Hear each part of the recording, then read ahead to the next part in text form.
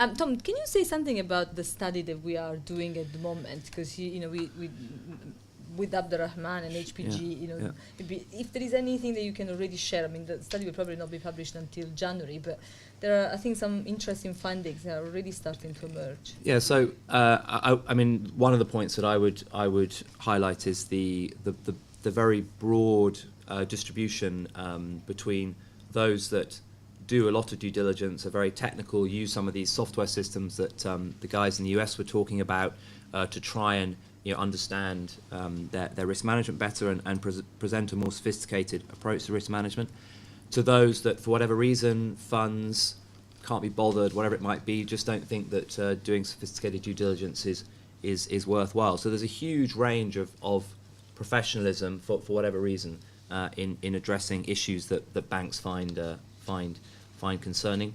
On the flip side, we've sat in meetings talking to banks where banks are sitting there going, look, we would like to try and find a way of doing the right thing. You can take that with a pinch of salt if you want to, but we'd like to try and find a way of doing the right thing.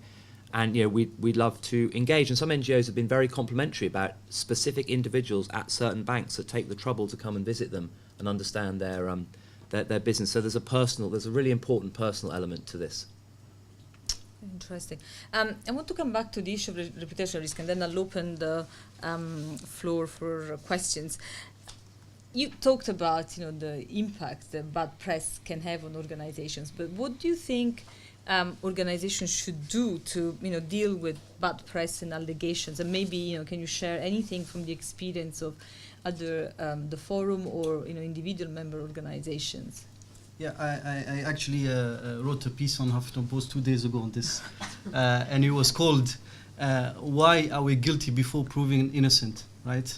And I'll just take an example that happened 2 weeks ago on bad press. Someone was interviewed by Newsweek about the situation on Syria, following, I think, the announcement from the Prime Minister that more money was going to go to tackle terrorism and abuse and so on in the non-profit sector.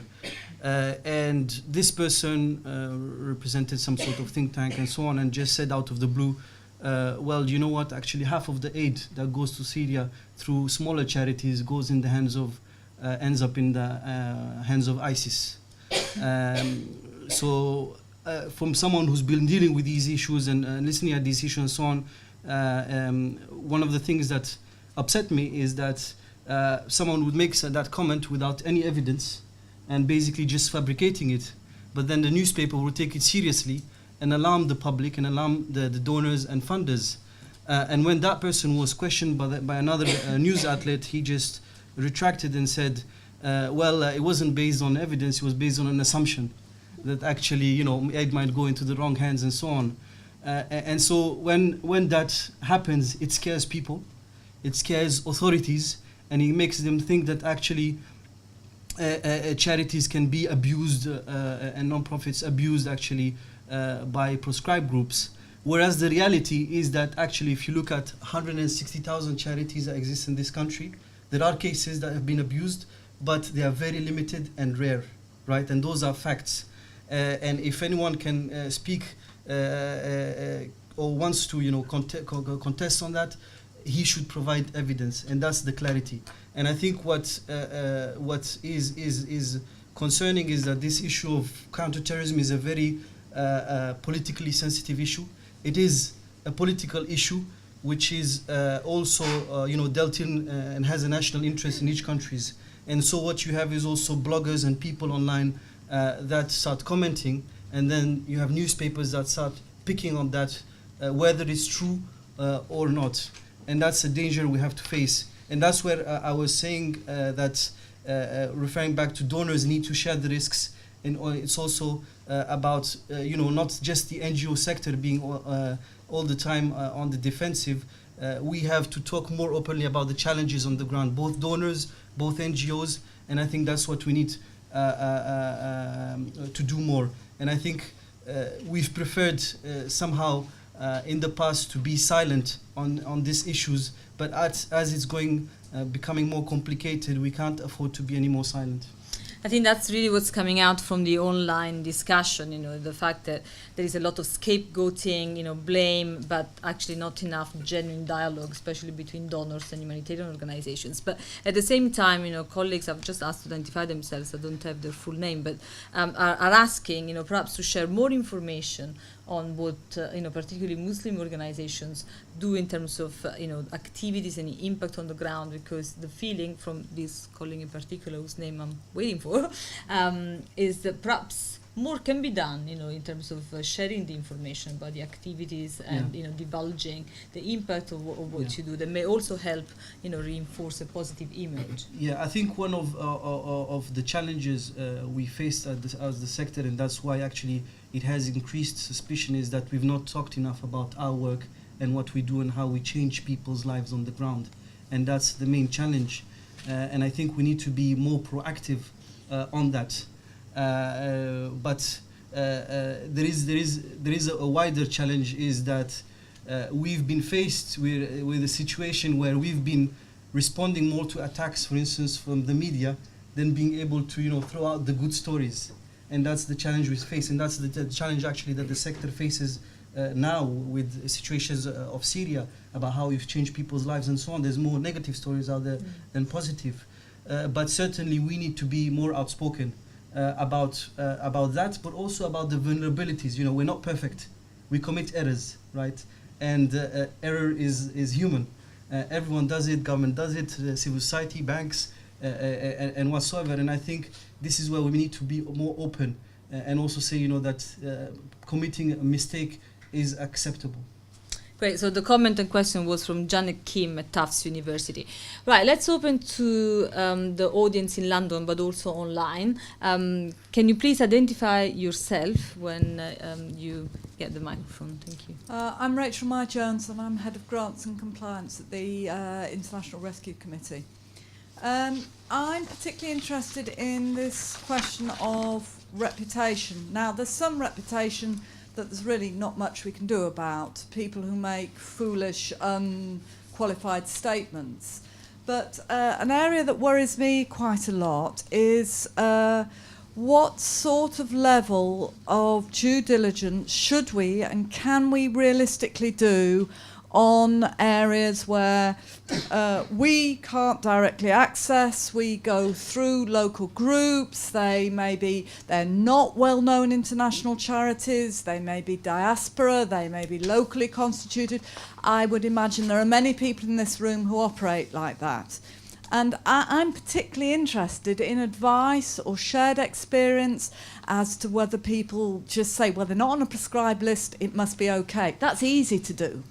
But the reality is they probably weren't there 2 or 3 years ago. How do we know that we're not putting whatever it is through a front, or not necessarily a front, but maybe there are significant individuals working for that organisation who are also working elsewhere, as it were. And that's what I would really like some advice or shared opinions on.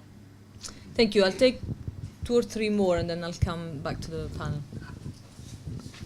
Mustafa Osman from Osman Consulting.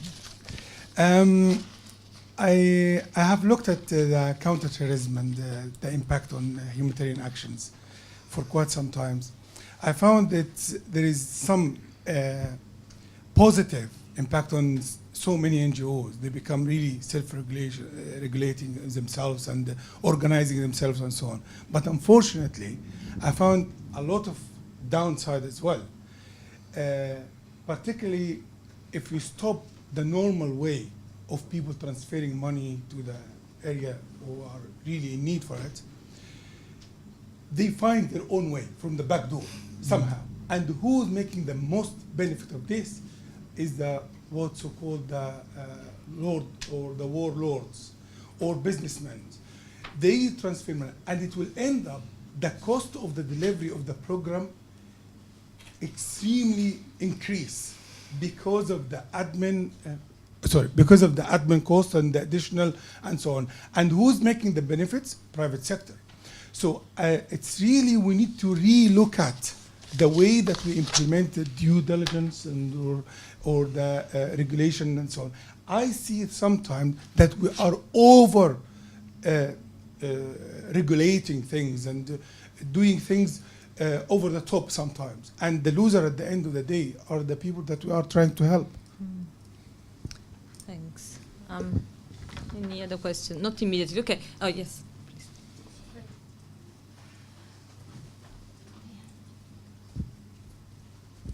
Thank you. I'd like to sort of draw attention to the fact that NGOs, in fact, do have quite a hard time in this situation because recently there's can you more. please identify yourself? Irene Vag. I'm an independent consultant, but I worked in northern Iraq for about 10 years. Recently, it has become the norm for donors and governments to seek to constrain the work of NGOs through financial pressure, through contracts, whatever.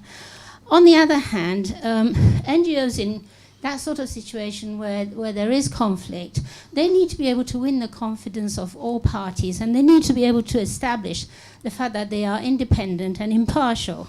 And this becomes really difficult when they are seen to be complying with donor constraints and governmental constraints, such as the Counter-terrorism Act, and also then become the subjects of suspicion and sometimes the targets of activities that are quite dangerous to their personnel because they are caught in the middle.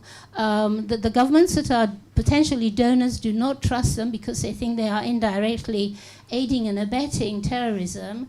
And the other side is also thinking that they are the tools through which governments are delivering political influences. And I think that this needs to be addressed because NGOs are becoming more and more a pawn in an activity and in a constraint that is making their work very, very difficult to deliver. Thanks. There's a few questions online. I'll just pick one and then I'll go back to the panel. There's Joe Dyke, active Middle East editor for ED News, who says a lot of NGOs are feeding back that particularly in Syria, they're not going to areas where needs are greatest because of the audit requirements, to show the goods are not going to the wrong groups. The audit requirements are so high that NGOs end up with a dual system whereby those in safer areas with lower needs get support, but those in riskier areas don't. Is this a trend beyond Syria and Iraq? Is counter-terror legislation leading to resources even when they get into a country going to the wrong areas? Excellent set of questions to carry on the discussion. Naz and Dustin, do you want to answer the question from the colleague from IRC about advice about the level of due diligence that we do need to take, and perhaps address the dilemma about what does that mean then when we're trying to establish our presence, win the confidence, sort of not giving the sense that we are complying with one party, rather than the other. And then I'll come to Tom and Abdurrahman for the other two questions. Great, thank you very much.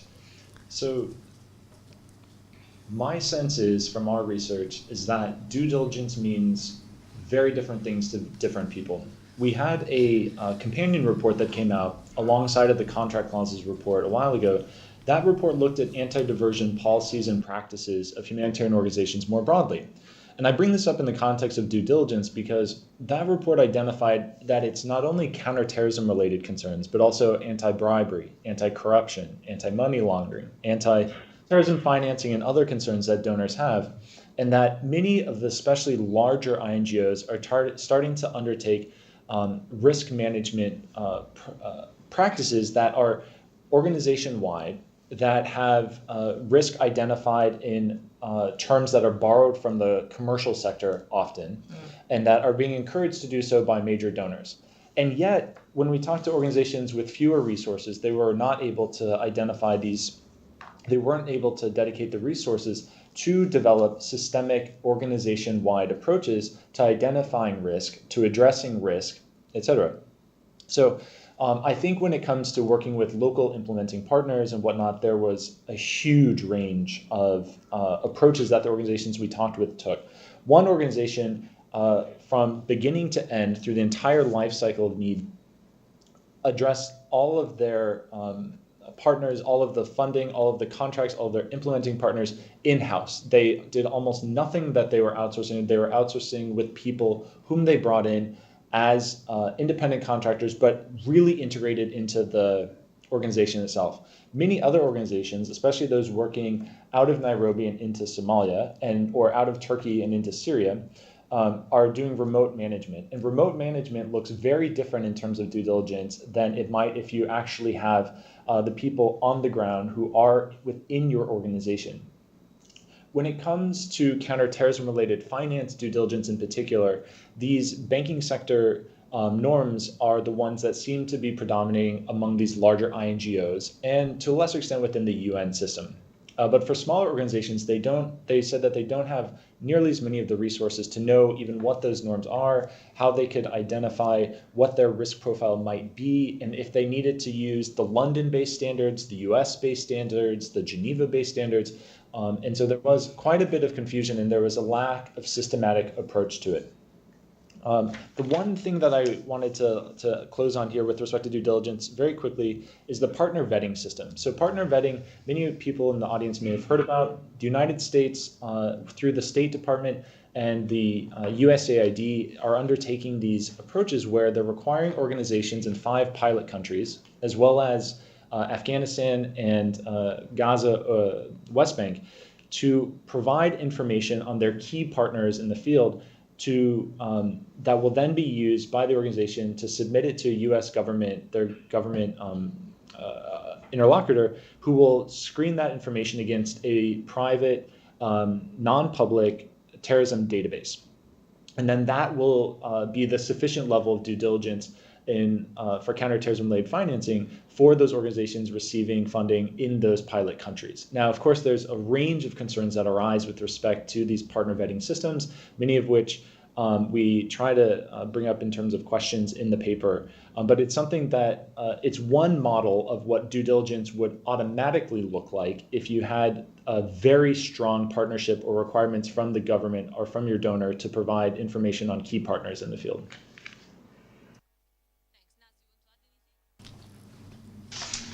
Only very, very quickly to say that I think that the reputation issue very much links with what Abdurrahman said, that it's not simply a matter of, how can I say this? There's only so much you can control, right? So you can do all the checklist, but if you are the kind of organization that's under the scrutiny that Abdurrahman discussed, it may well be that satisfying those due diligence requirements is not adequate in the political environment. And then the question becomes sort of what does it look like, as you said, to sort of prove your innocence when it is not at all clear what standard you're being held against. And I think this is one of those areas where we need much more discussion within the community, and we need to understand and acknowledge we are not all similarly situated. Some organizations are being held to a different standard than others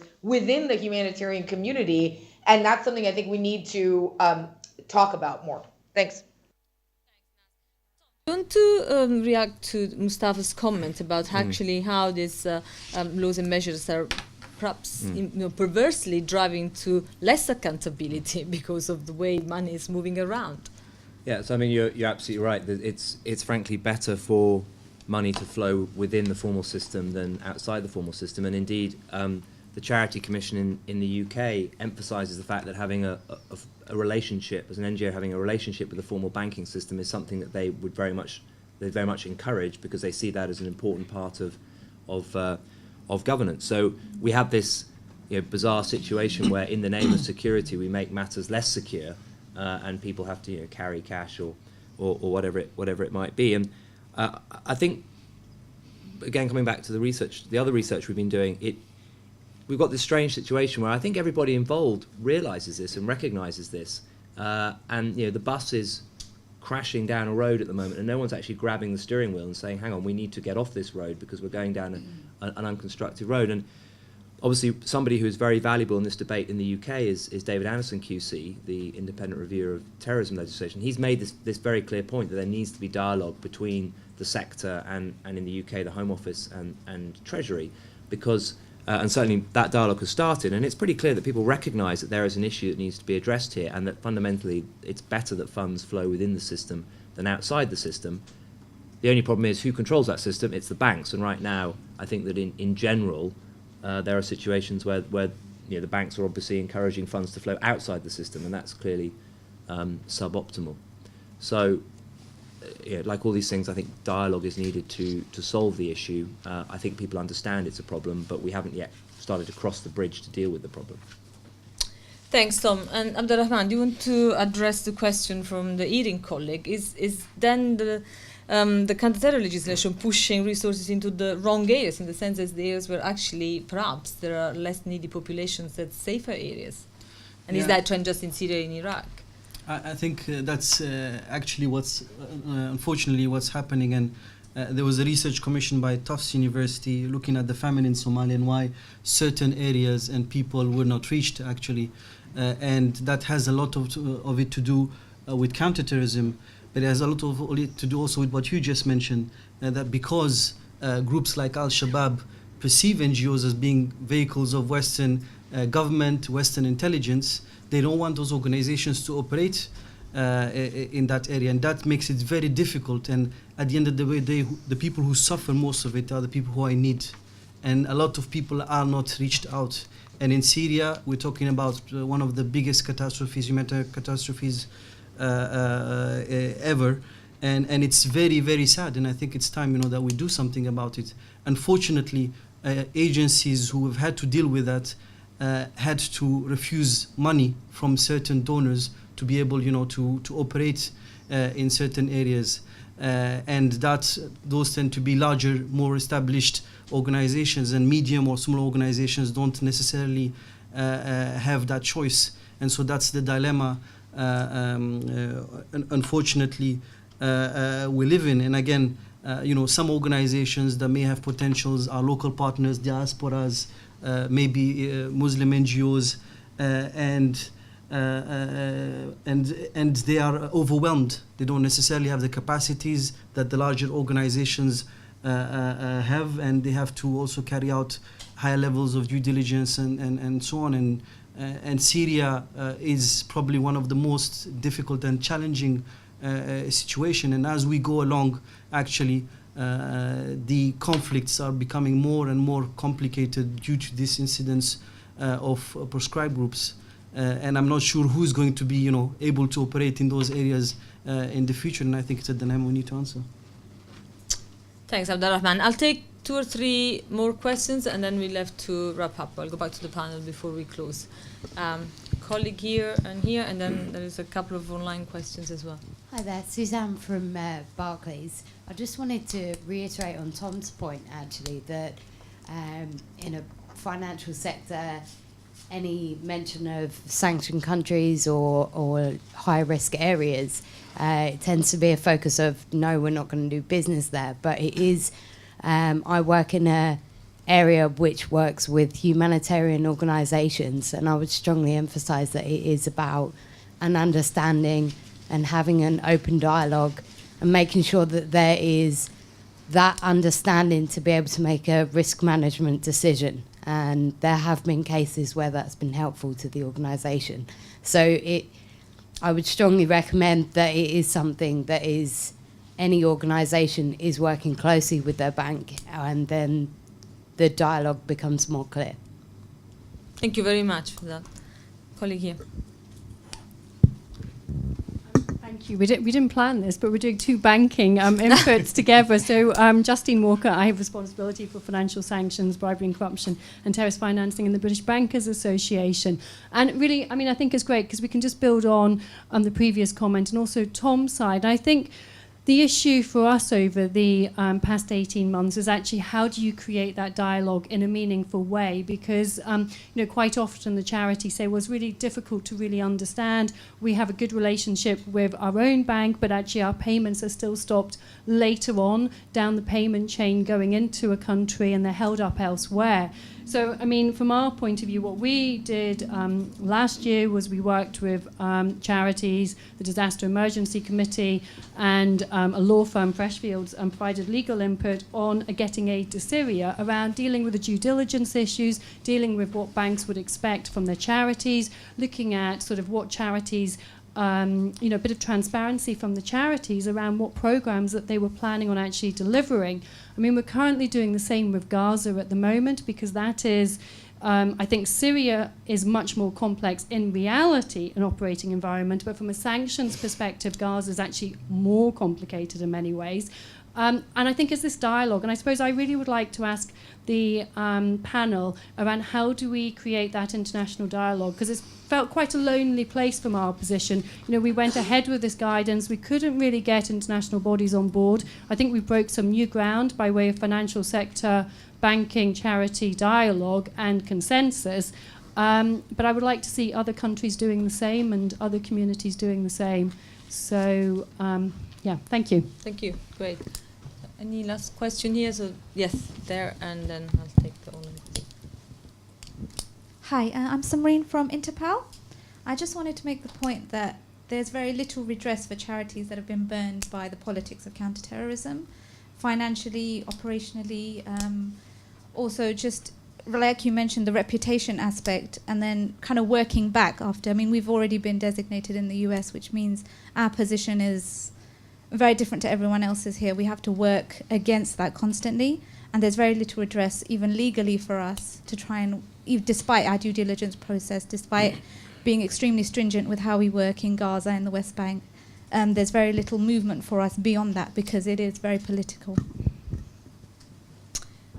Excellent. Thank you. And one last question from the many online. There is Simon van Emmeringen, who is the Director of Political and Business Risk at Geopolitical Monitoring Intelligence Corps, who asks, can you speak to the EU privacy law issues vis-à-vis US compliance requirements for counter-terror financing?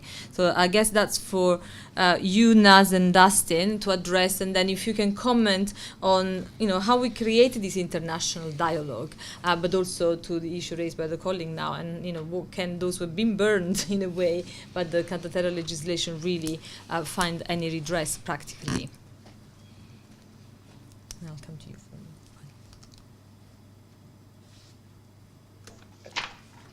Excellent. So picking up the last question first concerning privacy, we produced a paper with a global law firm last year with lawyers based in London and the United States to try to identify what the concerns might be for UK and EU privacy laws concerning the US partner vetting system and others. The authors concluded that there was an irreconcilable potential conflict of laws on this issue. That was the conclusion of the paper. My understanding is that neither legal system has changed yet, though, to try to address it. And I think it does put humanitarian organizations in a bit of a bind, and it just is another element of what needs to be in their risk calculus concerning all of these different issues. And I just wanted to quickly say something following up on the lady from the British Bankers Association. The U.S. Department of Treasury Office of Foreign Asset Control, OFAC to most of us, has just about 14 days ago put out new guidelines for humanitarian NGOs. I think in dialogue with the humanitarian community, and I think in some ways perhaps responding to an increased, a more vocal humanitarian community in the US that has been expressing concern about the impact of sanctions and regulations. And while by no means perfect or providing clear assurances of immunity or protection to humanitarian organizations, I do think it reflects this increased effort for dialogue between states and NGOs that was referred to in the discussion. Over. Thank you so much. Abdurrahman, and then I'll come to you, Tom, to finish. Any comments on both the redress issue, but also on the dialogue? You are involved in a lot of dialogue with different, in different fora, with different institutions and entities. Yeah, I guess I'll mention some of them and then let Tom also or mention the others. I mean, let me talk more about the UK one, and Tom is more involved at the international level. We have a bond prescription group in which we work in and we deal with those issues. And everybody obviously who wants to address it's the best platform because you have all the big organization. We've been working now 2 years. Teresa who represents Conciliation Resources, is our chair. And what we've been looking at is the angle, how it's affecting both humanitarian agencies, but also peace-building agencies, you know, who want to build peace and so on, and they have to negotiate with the actors who might be prescribing. There's a lot of good work that's happening on that angle at the UK level. At the international level, I think what's challenging is that obviously you have different actors that need to be involved. I guess the UN, the US, EU, and specific countries, and each law, you know, varies according to the countries. And then you have also the financial aspect that you need to look at. So it's not an easy answer, but not everybody and not everyone is talking about it. And I think what we need is more agencies in different countries, NGOs, having that dialogue that we're having here in the UK with banks and their governments about how to challenge those aspects. And I think it's very important to push that in different countries, not just in the UK and in the US where it's already happening, but across different countries around the world. Thank you. Tom? So I guess I'd start with Naz's comment about the guidance from last week, which, you know, I suppose the sector seems to think, you know, good effort, but well done for dodging the difficult questions. And PS note it's informational, not legal, etc. So, but it does raise an important point in my mind, sitting here in London, which is at least there is some attempt to provide guidance in the United States. In this country, it's not clear to me that there is any guidance at all. So I think in the UK we could certainly learn from the efforts that OFAC and state and so on are making in the US. On the question of international dialogue, I'm absolutely amazed that we've managed to go 2 hours almost without mentioning the Financial Action Task Force, which normally gets pummeled in the first minute in these sorts of discussions. So for those that don't know the Financial Action Task Force, it's the global standard setter for anti-money laundering and counter-terror finance and counter-proliferation. It has a particular recommendation, number 8, which describes NGOs as particularly vulnerable to abuse by terrorists, and that flows down to be implemented in countries around the world, and the countries then get checked to see how they comply with the 40 recommendations of FATF. So it would therefore seem like a good place to engage with if you want to try and get the way in which the views of NGOs are viewed, the way in which NGOs are viewed by the banking sector and by countries with regards to terrorist abuse. That would seem like a good place to engage. And there is a growing group of people led by the Charity and Security Network in the US and by the Human Security Collective in Holland and others in Europe who are engaging with FATF. And FATF are willing to engage. And the current, it's important everyone knows this. So FATF publishes guidance for countries as to how they should deal with their recommendations. And over the next 6 to 12 months, they will be updating what they call their best practice paper attached to recommendation 8, i.e. the recommendation about how to deal with NGOs. And FATF has shown willingness to engage with the sector on what that best practice paper looks like. Because what often happens is people see the first sentence of recommendation 8, NGOs are particularly vulnerable to abuse, and then don't bother to read sort of the caveats, the fact that it says that steps that are taken shouldn't harm the good works of NGOs, etc., etc. So, if you're interested in that, then you should sort of check out the Charity Security Network and so on, because we're really trying to engage with as many people as possible on this so that we can funnel the discussion back to FATF. Will that lead to a great change? Let's not be too optimistic, but at least there is a willingness to have some kind of international dialogue around this topic. Thank you so much, Tom. Naz, for one final comment, over to Cambridge. Yeah, at the risk of I'm not opening up this at the very end, but I did want to say, I think sometimes we tend to end discussions of this topic by saying, more dialogue, and dialogue is great, and of course it is. But I think it's also important to recognize that The FATF, I think, is a very good example of this, very much taking Tom's comments on board. It is also the case that FATF has absolutely no obligation to incorporate the comments of the NGO sector, has been very closed historically in terms of the way that it divides its recommendations. And I think one of the challenges for humanitarian actors is how much effort do you put into dialogue of this kind when it's not at all clear what you get out of it at the end, right? So the OFAC guidelines, the FATF engagement on best practices and typologies, there's a lot of dialogue, a tremendous amount of time spent. But I think the next phase, if I may suggest, for the humanitarian community is to start to clarify what does it want from this dialogue. Does it want exemptions? Does it want clear policies and guidelines? Does it want to understand exactly where the lines are? Because I think there will come a point soon where there will be dialogue fatigue. And the next question will be, where are we going with this conversation in terms of what it will clarify for the disasters and the crises to come? Thanks.